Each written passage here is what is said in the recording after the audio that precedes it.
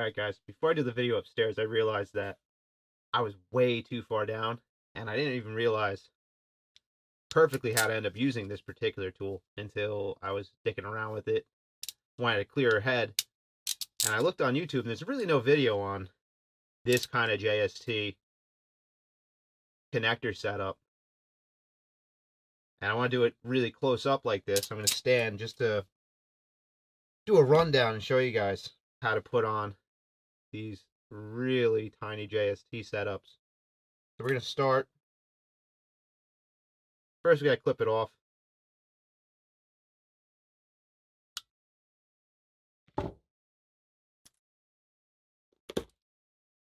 Then with this particular tool, this is a WC491, whatever the hell all that is. This is these aren't exactly cheap. I got mine used, but these aren't exactly cheap, but they're on all like the digi keys and stuff like that for this particular connector. You take this connector prong side up, and you're gonna put it in here gently, and then that's gonna flip it up and hold it in place.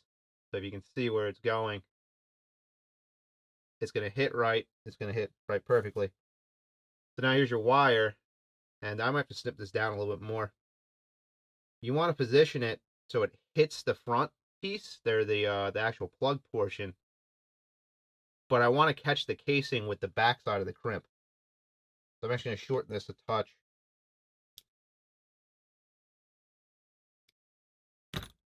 And you just need this little nub.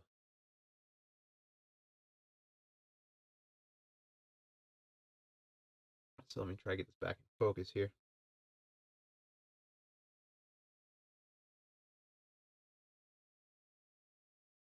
So you're going to put it in.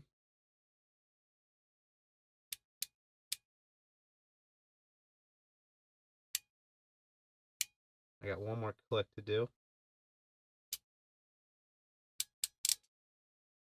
All right.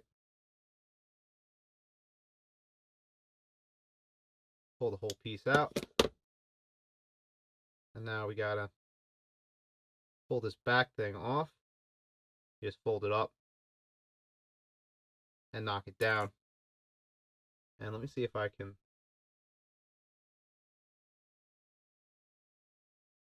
actually show you guys that crimped piece. So we're crimped on both the casing, and then there's a secondary crimp on the wire to lock everything together.